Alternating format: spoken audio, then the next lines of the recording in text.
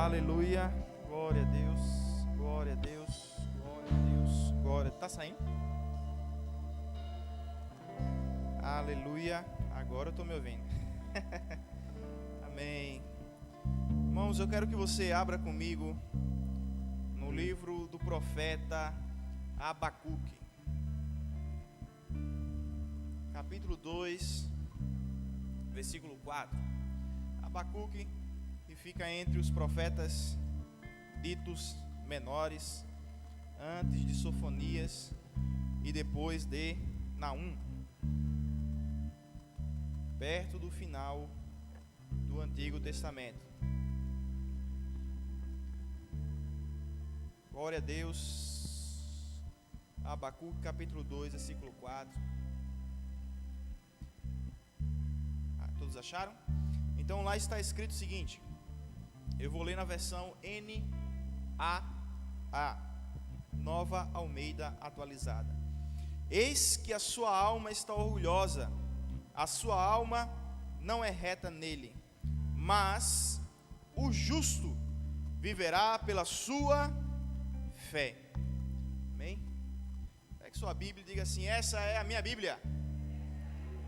Eu sou o que ela diz que eu sou, tenho o que ela diz que eu tenho, eu posso o que ela diz que eu posso. Nessa manhã serei ensinado pela palavra de Deus.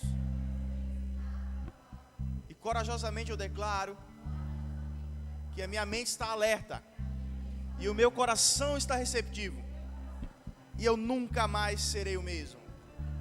Em nome de Jesus. Você pode sentar. Obrigado, louvor. Glória a Deus. Irmãos, neste mês nós estamos tratando a respeito de um tema muito importante, muito interessante também, que é fidelidade ao Senhor. Amém? E o título da mensagem de hoje é um título muito original: Fidelidade ao Senhor. É o título da mensagem também, amém? Irmãos, nós lemos Abacuque capítulo 2, versículo 4, e talvez você se pergunte, mas o que tem essa passagem, esse versículo a ver com fidelidade? Eu gostaria que Manu colocasse na versão NVI. Eu quero que você preste bastante atenção. Abacuque 2, versículo 4, na NVI. Está escrito o seguinte: aleluia. Escreva: o ímpio está envaidecido, seus desejos não são bons, mas o justo viverá por sua fidelidade. E aqui eu vou explicar para você por que a NVI traduz dessa maneira. Não só a NVI, tem algumas outras que também vão fazer isso, tá bem? Mas veja, a palavra hebraica, se você quiser anotar, anote do jeito que você achar melhor, porque você sabe que as letras em hebraico são totalmente diferentes das letras em português, amém? Então você, pela sonoridade, você pode escrever, se quiser, emuná. Emuná é a palavra hebraica que é traduzida na maioria das versões bíblicas, das traduções, como fé ou como fidelidade, como nós vimos aqui na versão NVI. Emuná. E por que esta palavra é traduzida dessa maneira? Se você pegar um dicionário bíblico, certo? Você vai ver que emuná significa fidelidade, firmeza. Amém? Está enraizado em alguma coisa. Esse é o significado de emuná. Se você pegar o dicionário de Strong, por exemplo, né, que é o mais famoso, que você pode ter no seu celular gratuitamente, olha só que maravilha, ou você pode ter no seu computador também gratuitamente, e você pesquisar esse código que o dicionário de Strong vai dar para você, você vai ver todas as passagens, todos os versículos que aquela palavra aparece. E muitas vezes emuná ela vai ser traduzida por diferentes formas, como por exemplo, verdade, verdadeiro, fiel, fidelidade, firmeza, certeza. Mas não quer dizer que a palavra emuná todas as vezes signifique isso. Depende do seu contexto, tá bom? Mas no seu sentido original, no âmago dessa palavra, no cerne dessa palavra, a gente encontra esse significado de estar firme. Muitas vezes a palavra emuná, ela vai ser utilizada na seguinte situação: imaginem que está acontecendo uma enchente, e você está no meio da enchente. Eita, meu Deus. Só que aí, passa por perto de você um tronco, algo que boe. Qual é o nosso pensamento? De querermos nos agarrar aquilo dali. Então, muitas vezes, emuná, ele vai trazer esse sentido, de estarmos agarrados, firmemente, a alguma coisa. O justo viverá pela sua emuná, pela sua fé, pela sua fidelidade, por estar agarrado a algo. Essa é a ideia hebraica de fé, é estar agarrado a alguma coisa, ser fiel àquela coisa. Amém? Estão compreendendo? Glória a Deus. Então essa é a ideia de fé para os hebreus. De emuná, por exemplo, nós temos a palavra amã, que é de onde vem amém. Quando nós pensamos de acordo com os judeus, de acordo com os hebreus, os israelitas, e dizemos amém, nós estamos nos agarrando àquilo que está sendo dito, nos agarramos àquilo que está sendo falado. E sabe, Paulo no Novo Testamento, e o escritor dos hebreus também, ele vai repetir essa frase de Abacuque. Ele diz, por exemplo, em Romanos 1:17, o justo viverá da sua fé. Em Gálatas 3:11, o justo viverá da sua fé. E o escritor aos Hebreus, capítulo 10, versículo 38, o justo viverá da sua fé. Sabe, quando a Bíblia ela repete alguma coisa várias vezes, é porque esse negócio precisa de atenção. Precisa de atenção. Tudo na Bíblia precisa de atenção, amém? Mas é o jeito dos judeus fazerem. Quando eles querem reforçar algo, eles repetem isso. Certo? Você vai ver muito isso na primeira epístola de João. Ele repete muitas vezes coisas relacionadas ao amor. E ele repete às vezes a mesma frase, as mesmas palavras ou com outras palavras. Por quê? Porque ele quer enfatizar aquilo dali. Vocês precisam entender. Vocês que estão lendo essa epístola, ouvindo essa epístola, vocês precisam entender que nós vivemos pelo amor. O amor não pode ser fingido, o amor não pode ser só de palavra, só de boca, mas em fato, em verdade. Por quê? Porque Deus é amor, porque Deus é amor. Então ele repete isso. E amados, no Novo Testamento, Paulo ele não vai escrever em hebraico, amém? Ele vai escrever em grego. E qual é a palavra grega que é utilizada nessas passagens? E na maioria, se não em todas as passagens, que as palavras fé ou crer, ou creram, vai aparecer. É pistis. Lembra de alpiste? Pistis. Certo? E pistis também é traduzido na sua Bíblia como fidelidade, muitas vezes. Existe até um debate, qual é a melhor tradução para o fruto do Espírito. Porque lá em algumas Bíblias está escrito fé, mas em outras Bíblias, as mais antigas, mais tradicionais, está escrito o quê? Fidelidade. Por quê? Porque no grego, assim como no hebraico, a palavra fé, ela também traz esse sentido, a palavra pistis, ela também traz esse sentido de ser fiel. Irmãos, eu acredito que não é à toa que Paulo utilizou essa palavra, porque Paulo era judeu. Paulo era israelita, e ele está repetindo as palavras de Abacuque. Amém? Nem todas as vezes que a palavra fé aparecer no Novo Testamento ou no Antigo Testamento substitua por fidelidade, porque depende do contexto. Mas entenda que no centro dessa palavra existe essa questão da fidelidade. E sabe, em Tiago capítulo 2, versículo 19, se você for comigo lá, o irmão do Senhor que escreveu essa epístola, ele vai falar a respeito da fé e das obras. Tiago, que fica depois do livro de Hebreus. Amém? Capítulo 2, versículo 19. Eu continuo lendo na NAA. Amém? Ele diz o seguinte, vamos ler do 18. Mas dirá alguém, você tem fé. É alguém que está falando, você tem fé. E eu tenho as obras. Ok, mostre-me essa sua fé sem as obras. E eu, com as obras, lhe mostrarei a minha fé. Você crê que Deus é um só? Faz muito bem. Até os demônios creem e tremem. Seu tolo, você quer ter certeza de que a fé sem obras é inútil? Por acaso não foi pelas obras que Abraão, o nosso pai, foi justificado, quando ofereceu o seu filho Isaque sobre o altar? Você percebe que a fé opera juntamente com as suas obras, e que foi pelas obras que a fé se consumou. Talvez na sua Bíblia esteja dizendo se aperfeiçoou, ou foi aperfeiçoado, não é assim? Aleluia. Quando ele fala que se consumou, não é naquele sentido de que acabou, né? Foi consumido, acabou. Não, mas que foi operada. O ato foi consumado, foi feito, foi realizado. Amém? Nesse sentido seria. Então veja que Tiago, ele não está dizendo, olha, nós somos justificados pela obra somente. Mas ele diz, se você fala que tem a fé somente, mas você não tem obras correspondentes a esta fé é inútil. Porque eu digo, eu creio em Deus, mas eu não vivo segundo Deus. Eu creio que Deus existe, mas eu não tenho fidelidade para com Ele. Eu não sigo os seus mandamentos, eu não sigo suas ordenanças, eu não vivo a sua vontade. É o que os demônios fazem. Porque eles creem que Deus existe, eles creem que Deus é um só, e eles até tremem quando pensam em Deus, mas eles não são fiéis a Deus. E fazer obras de fé é ser fiel a Deus.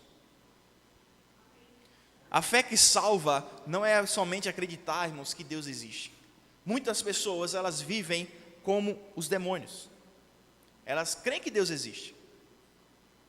E muitas pessoas até dizem, não, eu acredito na Bíblia. Mas quando nós olhamos a sua vida, é totalmente o contrário do que a Bíblia fala para nós vivermos. Estão consumidos em suas prostituições, em seus pecados, em suas bebedeiras, em suas glutonarias, em suas mentiras, em suas injustiças. Mas eles dizem, eu acredito em Deus. E tem gente que ainda diz, eu sou cristão, seguido de um monte de palavrão assim. Mas palavras torpes não devem sair da nossa boca. É claro, irmãos, que quem julga é Deus. E eu não estou dizendo a você que definitivamente nenhuma dessas pessoas será salva. Até porque eu e você passaremos pelo fogo também, você sabe disso? As nossas obras passarão pelo fogo, melhor dizendo. E algumas serão consumidas, como palha, ok. Mas outras serão refinadas pelo fogo. Amém? E nós receberemos galardão. Então há coisas na nossa vida que serão queimadas no dia em que Cristo receber a sua igreja, no tribunal de Cristo, após o arrebatamento. Amém? E a ressurreição dos justos. Glória a Deus. Então, irmãos, fidelidade. Uma vida de fé requer fidelidade. Fidelidade a Deus. Fidelidade ao Senhor. Aleluia. Hebreus capítulo 11. Você está em Tiago, você só volta um pouco. Em Hebreus capítulo 11 nós temos aí a galeria da fé. E nós temos vários homens aqui sendo retratados. Mas leia comigo a partir do versículo 17 até o 19, onde está escrito o seguinte: pela fé, Abraão, quando posto à prova, ofereceu Isaque. Na sua Bíblia está escrito como? Coloca na ACF aí para mim, por favor, Manu. Glória a Deus. Eu já estou usando tanto a NAA que agora eu esqueci como é que está. ACF, a versão. Pela fé, ofereceu Abraão Isaque quando foi provado também, né? Na sua também está provado? Está ou não? Só para eu saber. Está assim? Então, Deus prova. Deus prova, Deus põe à prova. Porque senão, quem foi que pediu Isaque a Abraão? Foi Deus, né? Não foi o diabo. Foi Deus. Foi Deus que chegou a Abraão e disse, olha, me dá o teu filho. Me dá o teu filho unigênito, o teu primogênito.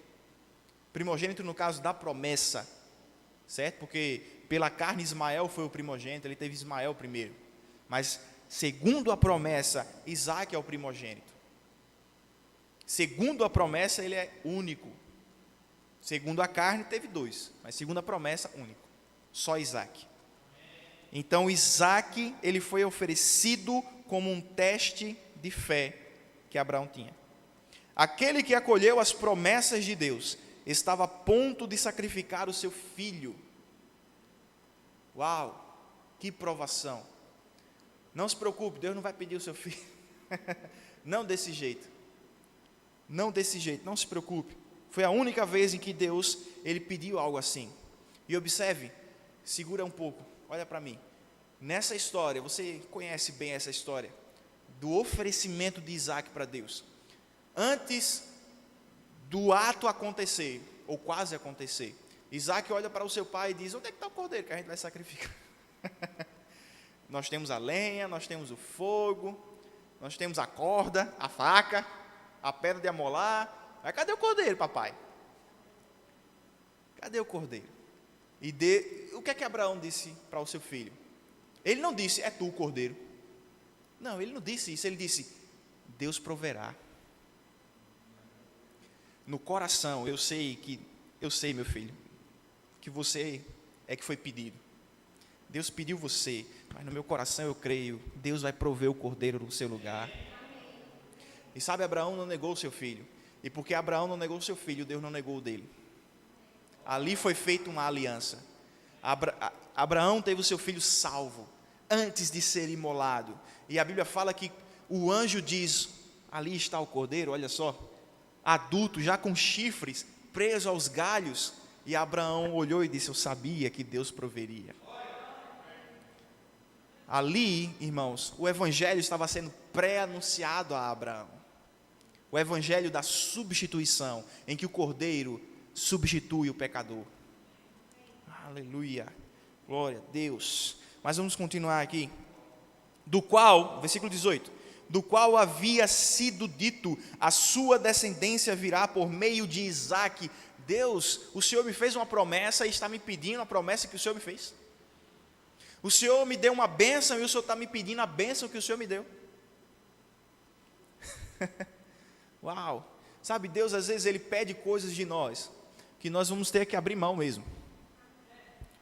Glória a Deus que Abraão não precisou abrir mão de Isaac, mas ele estava disposto a abrir mão de Isaac, por amor a Deus. E às vezes, Deus ele só vai querer isso. Ele só vai querer que a gente esteja disposto a abrir mão. Nem sempre Ele vai querer que a gente abra a mão mesmo. Teu emprego. Eita, olha só. A tua família, não é aquela que mora contigo, teu marido, tua esposa, teus filhos, né? Isso aí vai contigo. Talvez, né? Se for adulto, fica aqui mesmo. Mas às vezes Deus, Ele pode dizer: sai da tua terra, sai do meio da tua parentela. Deixa o teu pai, deixa a tua mãe, Abraão, deixa teus irmãos. Ló não era besta. Ló, ele viu o que Deus estava fazendo na vida de Abraão. Ele disse: olha, você está me deixando, mas eu não vou te deixar, eu vou contigo. E ele prosperou porque ele andou com Abraão, seu tio. Mas teve uma hora que teve que separar também. Por quê? Ele estava tão rico, tão próspero, que não dava para andar junto mais. Estava misturando o gado, estava misturando os escravos. Então separou-se os dois. Aleluia. Mas às vezes Deus ele vai dizer: sai da tua terra, vai para outro lugar, deixa tudo aí, deixa todo mundo aí, deixa o emprego aí, deixa os bens que você conseguiu aí, vende, dá, faz alguma coisa, porque tem algo que eu quero fazer na sua vida, e você precisa mudar de lugar. Você precisa mudar de lugar. A descendência de Abraão nunca iria herdar a terra, Canaã, se ele não tivesse saído do lugar que ele estava. Nunca, jamais isso ia acontecer. A sua descendência não iria desfrutar de Canaã se eles não saíssem do Egito. E olha que eles quiseram voltar para o Egito. As cebolas do Egito são, rapaz, uma coisa maravilhosa. Devia ser muito bom essa cebola, né? Ele lembrar logo disso. Mas se não saísse, se não desbravasse a terra, se não enfrentasse os inimigos, não enfrentassem os gigantes, não enfrentassem os obstáculos, eles não iriam receber a promessa. Se não saíssem do seu conforto. Versículo 19. Abraão fez aquilo ali.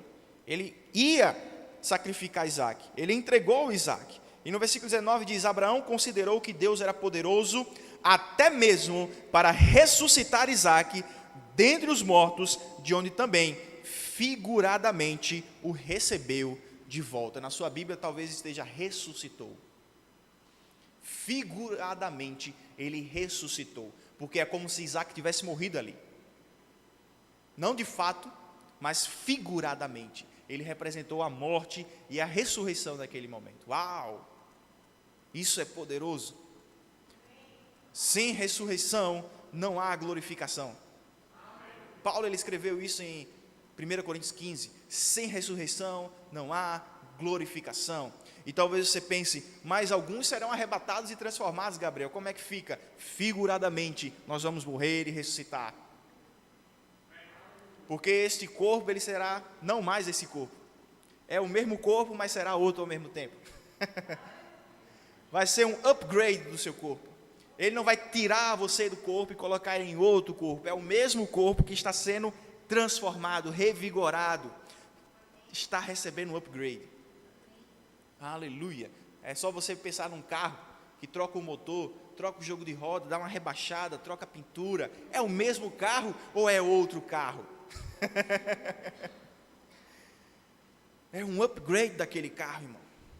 Você não colocou em outro carro, você não foi para outro automóvel. O meu espírito, seu espírito, se formos arrebatados aqui, não vai sair desse corpo, mas esse corpo terá suas células glorificadas. Uau, já pensou atravessar a parede que nem Jesus? Estar em um lugar e aparecer em outro depois, não ter mais sede, não ter mais fome, pois é. Esse será o novo corpo, que é o velho corpo transformado. Glória a Deus, figuradamente morrendo e ressuscitando. Irmãos, por que Abraão ofereceu Isaque? Porque Abraão confiava em Deus. Porque Abraão foi fiel ao comando de Deus, ao pedido de Deus. E nós não vemos Abraão titubeando. Sabe, Abraão, antes de ter Isaque, antes de chegar a esse momento, provavelmente Isaque tinha por volta de uns 12 anos ali, eu não lembro direito, mas era algo assim, ele era bem novo ainda, mas veja, já tinha se passado bastante tempo, e já não era mais um bebezinho, gugu dadá, não, já estava grandinho, já sabia das coisas, já entendia que não tinha cordeiro ali,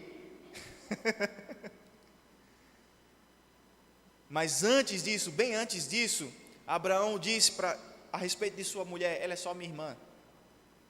Por quê? Porque teve medo do faraó. Não, ela é só minha irmã. E o faraó pegou a mulher dele para casar. Mas glória a Deus, Deus não permitiu que eles não coisassem. Eles não tiveram relação. Deus em sonho alertou o faraó, devolve, porque senão o negócio vai pegar para tu. Ah, rapaz, mas a culpa foi dele. Mas com ele eu me resolvo depois. Mas não peque por causa dele. Não erre por causa dele. Tu já é pecador, porque tu já é politeísta. Tu já faz um monte de coisa que não presta. Então é melhor tu devolver a mulher. Devolver a mulher. Mas nesse momento, por causa das experiências que Abraão passou, ele aprendeu a confiar em Deus. Ele não tinha mais medo. Ele viu que Deus era com ele. Ele venceu os reis de Sodoma e Gomorra e outros. Ele passou pelo Egito e, olha, minha mulher é bonita, mas ninguém me matou por causa dela, então Deus está me protegendo. Porque esse era o medo dele. Então Deus é fiel comigo. Deus deu prova de fidelidade para comigo. Eu vou ser fiel a Deus também. E se Ele me pedir até o meu filho, eu vou dar a Ele. Nós queremos que as pessoas sejam fiéis a mim, fiéis à causa, mas eu não dou motivo. Ninguém vai ser fiel a mim, irmão, se não confia em mim. Sabe por que muitas pessoas não são fiéis a Deus plenamente? Porque elas não confiam plenamente em Deus. Elas ainda não confiam que Deus é capaz de livrá-las. Elas ainda não confiam plenamente que Deus dá o livramento no momento da tentação. Por isso que cai na tentação. Juntamente com a tentação, Ele dá o livramento. Deus dá o livramento. Ele não dá a tentação. Mas quando ela vem, Ele dá o livramento. E nós não somos tentados além das nossas capacidades. Paulo ele vai dizer isso. Então nós precisamos aprender a confiar mais no Senhor. Mas Gabriel, é difícil, é mais forte do que eu? Não, não é. Não é. Mas dói, mas vai passar. vai passar, irmão. Tudo passa, até uva. Não, brincadeira, veja. Uva passa, né? Tudo passa, irmão. Vai passar. Essa dor vai passar, essa tentação vai passar. Vai passar. Se eu confio em Deus, é Ele que vai fazer passar. É Ele quem vai curar a dor, vai fazer a dor passar, a dor sarar. É Ele quem vai nos ajudar a ficarmos mais fortes, para quando a tentação vir, a gente não cair. Para quando a oportunidade vir, quando a porta da fuga vir, a gente não fugir. A gente ficar resistindo no propósito. Não desistir do propósito. Mas se não há confiança, não há fidelidade completa. Não há, não tem como não. Por que as pessoas seguiram Jesus? Porque confiavam em Jesus. Mas aqueles que deram para trás, a gente sabe que muitos fizeram isso, é porque eles não confiavam o suficiente, eles só queriam alguma coisa de Jesus. Mas eles não confiavam que Ele era o Messias plenamente, que Ele iria libertar Israel plenamente, senão teriam ficado até o fim. Mas eles não ficaram até o fim. Muitos não ficaram. Judas não ficou. Judas perdeu a confiança em Jesus em algum momento. Judas com certeza confiou em Jesus em algum momento. Senão não teria seguido Jesus. E Jesus só chamou para ser apóstolo quem estava seguindo ele já. Em algum momento Judas olhou para Jesus e disse: eu confio nesse homem, é ele quem vai libertar a gente. Mas no meio do caminho a confiança foi quebrada. Por algum motivo Judas não confiou mais em Jesus e perdeu a fidelidade. Fidelidade pode ser perdida. Fidelidade pode ser quebrada. Irmãos, e se as pessoas elas podem perder a confiança em nós, que nós não demos razão para isso. Porque Jesus não deu razão para isso. Mas às vezes a gente pode dar razão para isso. Porque Jesus não falhou, mas a gente falha. Uma palavra, uma atitude, um gesto, às vezes mal compreendido, às vezes não foi nem intenção, você nem pensou naquilo ali, foi um negócio totalmente por acaso. Eu me lembro de uma vez que o pastor Humberto, ele disse: rapaz, uma pessoa passou por mim, fez assim, só que na hora que ela fez assim, eu me virei, eu não vi ela fazendo assim. A pessoa ficou profundamente magoada, porque na mente dela, de relance, foi muito rápido, entendeu? Então foi muito rápido, de relance ela pensou, ele viu e ele me ignorou. Você entende? Mas qual foi a atitude do pastor Humberto? Eu achei fascinante, ele disse: me perdoe. Ele não ficou com desculpa. Ele disse: rapaz, foi mal, desculpa aí, foi mal, daquele jeito dele, né? Me perdoa aí, cara. Tamo junto. E eu acredito que, eu não me lembro direito, mas eu acredito que o rapaz entendeu lá. Mas você entende, às vezes até sem querer a gente faz isso, mas de propósito é que não pode acontecer mesmo, irmão. A gente não pode dar razão para as pessoas não confiarem mais na gente, não serem mais fiéis a gente. E nós precisamos de pessoas fiéis, irmãos, fiéis à causa de Cristo. Nós precisamos de pessoas fiéis à visão que Deus tem para essa cidade, para que nós possamos cumprir a visão. E por falar em cumprir a visão, em Marcos capítulo 4, você vai para lá e segura, daqui a pouco eu vou ler alguns versículos com você. É o episódio que nós vemos sendo retratado a vez em que houve uma tempestade e Jesus estava no barco. Eu vou tomar água porque André disse que era para tomar água.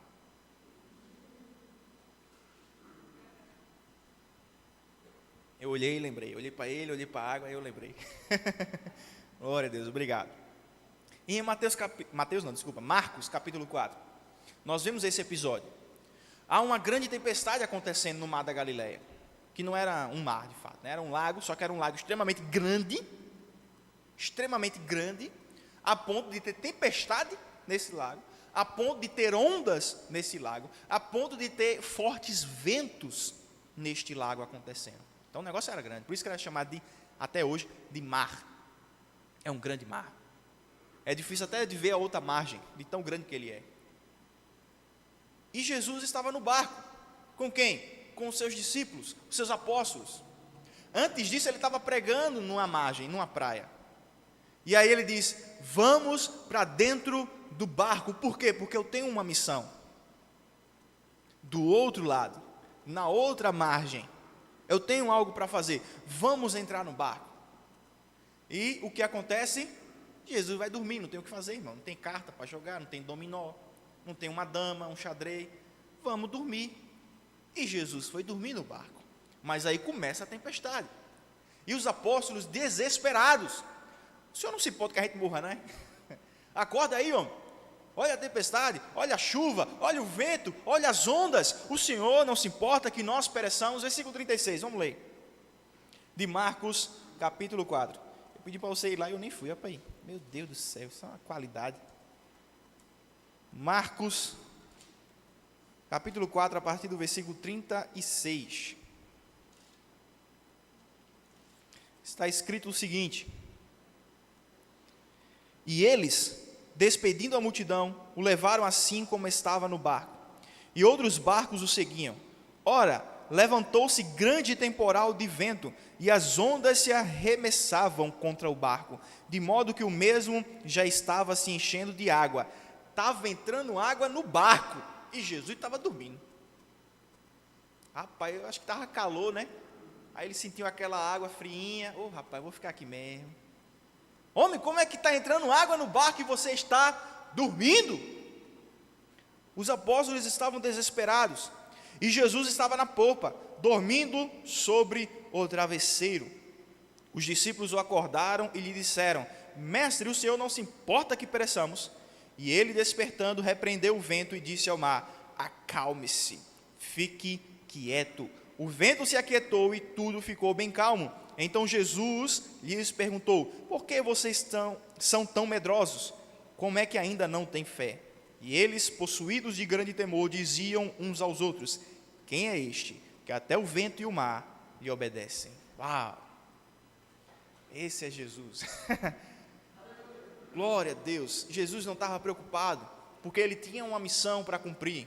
E sabe, quando você acredita na missão que você tem para cumprir, e você acredita na promessa que Deus fez em relação a essa missão, você confia.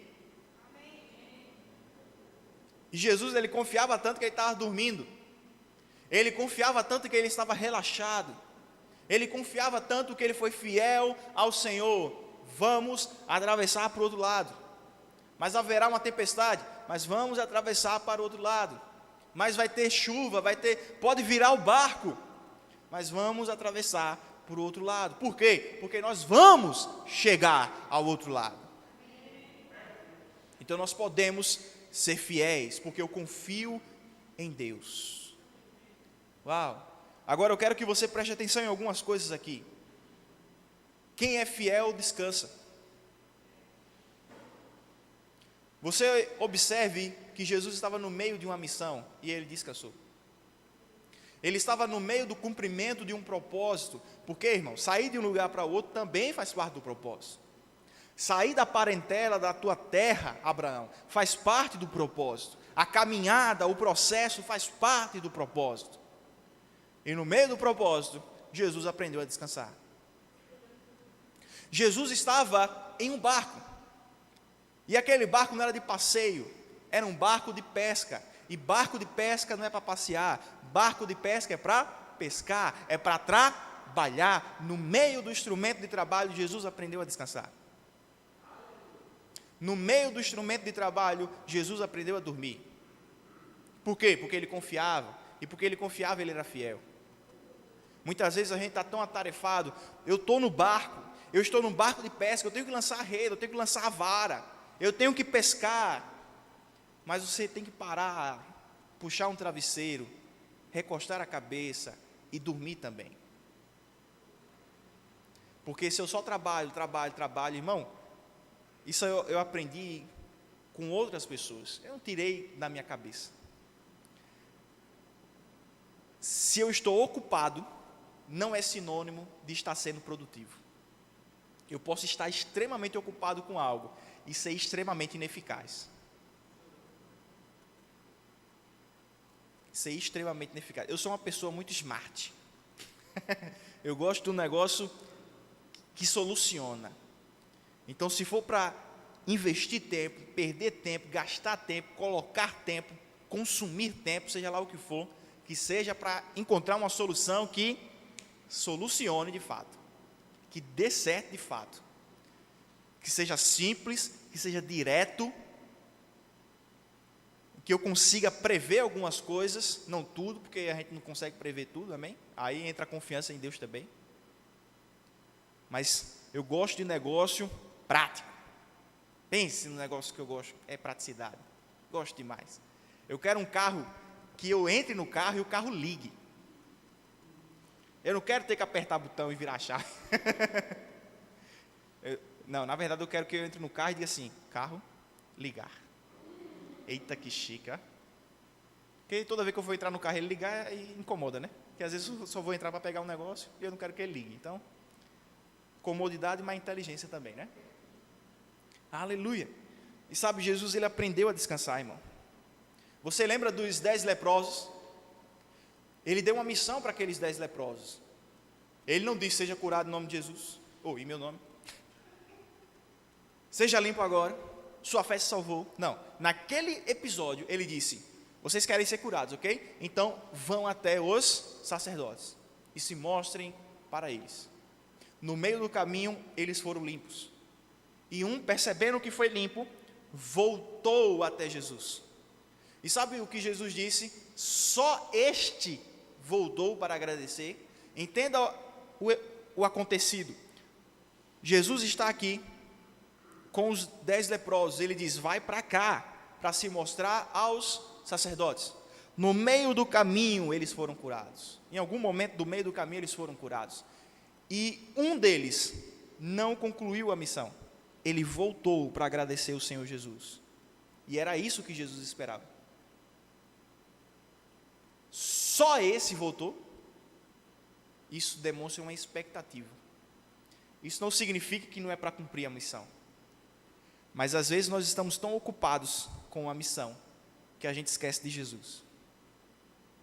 Estamos tão ocupados que a gente esquece de agradecer, de orar, de descansar, de parar um pouco, de puxar o travesseiro, de se ajoelhar ao Senhor. Nem só de ocupação viverá o homem, mas de toda a sabedoria que vem do alto. Porque aí a gente vai executar e fazer a coisa certa, do jeito certo. Aleluia, aleluia. Isso não quer dizer que não vai haver cansaço, não quer dizer que não vai haver atrapalhos, obstáculos. Vai acontecer também. Vai acontecer também. Amém? Mas isso não pode nos consumir. Porque se consumir, já era. Já era. Consumiu, consumiu. Não tem mais o que dar. Então, na fidelidade ao Senhor, irmãos, existe um princípio no Antigo Testamento. Eu não sei porque eu estou dizendo isso, mas eu não planejei ficar focando tanto nisso. Mas se está servindo para alguém, sendo refrigério, orientação para alguém, então você julgue, amém? Mas o Antigo Testamento tem um princípio de descanso. Deus, ele disse, guarde um dia, sim ou não? Que será o Shabat, o sábado, pôr do sol da nossa sexta-feira, até o pôr do sol do nosso sábado, que para eles é o sábado deles, que eles contam o dia de forma diferente, a partir de pôr do sol até o outro pôr do sol, tudo bem? Um dia inteiro. Às vezes a gente fala sobre o tempo que a gente dizima do nosso dia, né? Se a gente for pegar as horas da semana toda, não daria 24 horas o dízimo do dia de descanso, daria menos. Eu estava fazendo as contas ontem, daria menos de 20 horas. Mas Deus diz, olha, para ficar mais fácil, a gente já arredonda, tu já dá 24 horas logo. Porque fica mais fácil, você tem um tempo de começar, claro e objetivo, e você tem um tempo de finalizar, claro e objetivo. Às vezes a gente quer começar algo, a gente não sabe nem como vai terminar. Está errado. E Deus disse, descanse. Pare. Stop. Mas eu não posso ficar muito tempo parado. Mas é um dia, tu tem 7. Eu estou pedindo um dia. Agora, o descanso em Deus requer de nós também adoração a Deus. Porque o dia de descanso não era para ficar lá esticando a perna, cortando a unha do pé. Era para adorar a Deus também. Era para descansar também, parar também, mas adorar a Deus também. Buscar a face do Senhor. Buscar a face do Senhor. Então há momentos, irmãos, que a gente precisa parar. Tem gente que está tão ocupado que não lê mais a Bíblia. Não ora mais. E dentro do ministério, irmãos, veja, eu não tenho tanta bagagem quanto várias e várias pessoas, homens e mulheres de Deus, que têm anos, décadas de ministério. Mas o que eu já vi e experimentei já é suficiente para lhe dizer que tem pessoas que estão tão preocupadas em fazer uma boa pregação, que eles nem oram. Estão tão preocupados em dar uma boa pregação que eles só estudam a Bíblia. E veja, eu não estou criticando estudar a Bíblia, porque eu estudo a Bíblia bastante. Mas só estudar a Bíblia, irmão, não leva a muito lugar. Você tem que absorver o que está aqui para a sua vida. Para que a vida que está na palavra transforme a sua vida. Sabe, meditar um pouco. Eu gosto de olhar essas histórias e imaginar essa história acontecendo. Porque dessa maneira eu vejo, eu me sinto desfrutando. É o meu jeito de fazer. Eu me sinto desfrutando, eu fico imaginando Jesus puxando um bacalhau, botando aqui assim, essa paz, a água batendo no pé, a água geladinha, e ele descansando. E eu fico remoendo isso na minha mente, eu fico imaginando isso na minha mente. Irmãos, isso é um nível, uma profundidade de paz tão grande, irmãos. Você já experimentou isso? Eu acho que eu nunca experimentei isso ainda não. Um negócio pegando do lado, tudo ruim do lado, e o camarada dormindo tranquilo. Tranquilo. E quando foi a hora de se levantar, ele se levantou e disse: aquiete-se, pare, acalme-se. E se acalmou. E parou. E se aquietou. O vento cessou. A fidelidade ao Senhor, a fidelidade ao processo, a fidelidade ao propósito, ao chamado de Deus, a visão que Deus deu para a sua vida, ou para a cidade, ou para o ministério que seja, a fidelidade vai produzir paz, porque a fidelidade é produto de confiança, e se você confia, você tem paz, ponto e acabou. Aleluia, irmãos. Estou caminhando para o final. Observe, nós temos uma missão, amém? Todos nós temos uma missão. Ninguém nasceu sem missão nesse mundo. E nós precisamos ser fiéis a essa missão. Nós, como igreja, temos uma missão com essa cidade, irmãos. E qual é? Resgatar o perdido. Trazer pessoas para o reino de Deus. Eu sou uma pessoa, quem me conhece sabe que eu não fico competindo. Eu quero ver essa igreja muito grande. E eu já declarei várias e várias vezes. 5.000 pessoas aqui, 3.000, 10.000. Por que não? Tem 140.000, a gente só quer 10 só. Os outros 130 a gente divide por aí, mas 10.000 aqui. Mas sabe, eu não estou preocupado, irmão. Se a pessoa ela vai se converter aqui, vai para a igreja da mãe, do pai, do irmão, do esposo, da esposa. Porque não é competição. Quem ganhou foi a gente mesmo, está na conta da gente lá no céu. Eu não estou preocupado com isso. Mas é claro que eu quero que a igreja cresça. É claro que eu vejo essa igreja crescendo em nome de Jesus pela fé. Mas não é competição. Nós estamos aqui para contribuir para o avanço do reino de Deus. Nós estamos aqui para cooperar com o avanço do reino de Deus, para fazer com que a cultura dos céus se expanda nessa cidade. Eu creio, irmão, no dia em que a gente não vai nem ficar botando placa de igreja em evento, a gente só vai falar porque o povo vai perguntar. Mas a gente vai estar tão misturado, tão unido com os nossos irmãos, que o povo vai pensar que a gente é da Assembleia, que o povo da Assembleia é daqui. Por quê? Porque a gente é unido, a gente anda junto. Vocês são da mesma igreja? É? Vocês têm o mesmo pastor? É? Não, é porque a gente é tão unido, tão junto. A gente é família. Eu não sei você, mas é o que está no meu coração. Há muito tempo.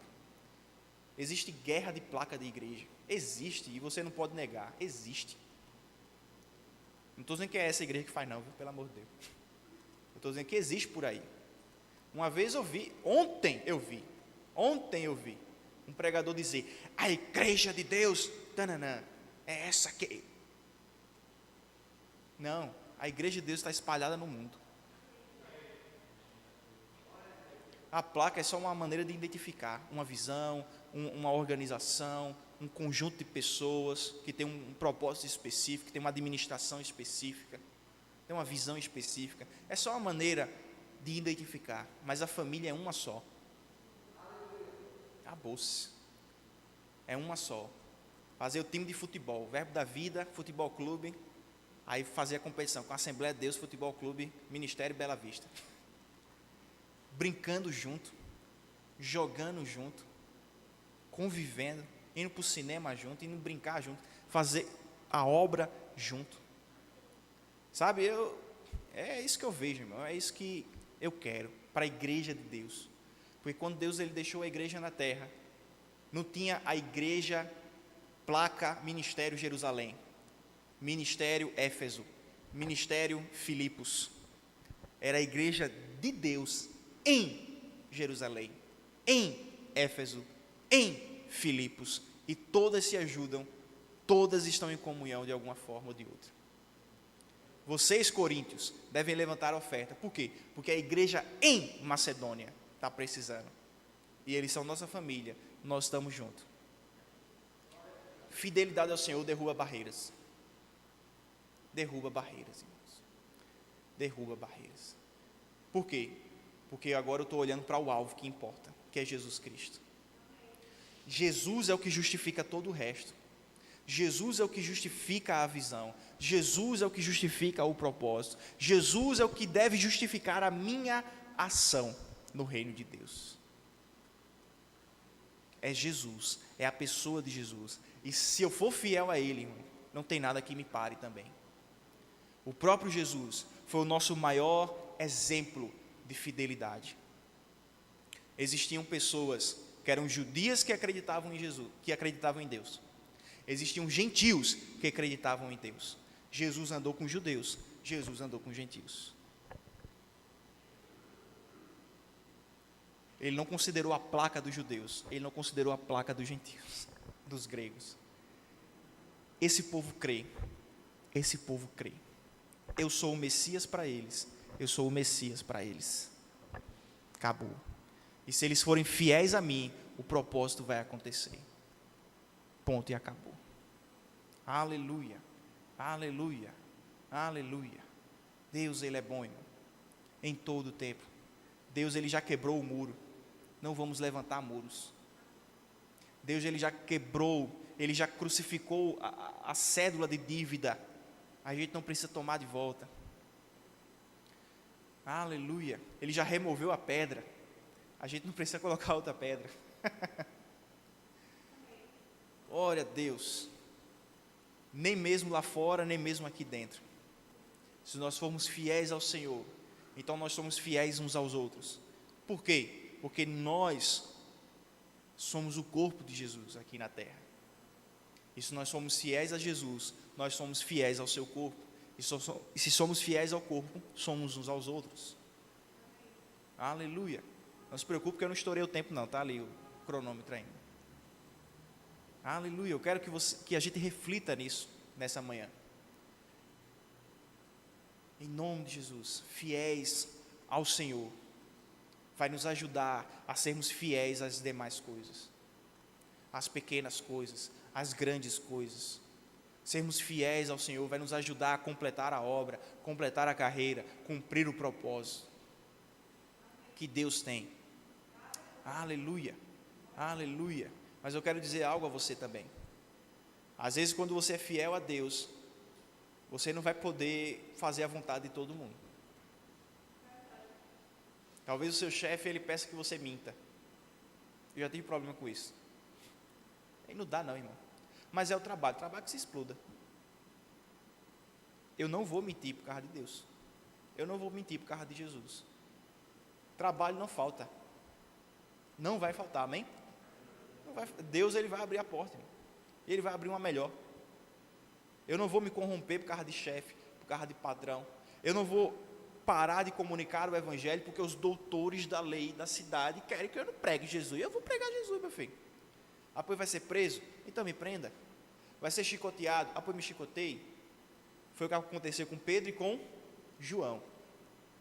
Olhe, eu sei que vocês são autoridades aqui em Jerusalém. Mas entenda uma coisa: importa, em primeiro lugar, ser fiel a Deus do que aos homens.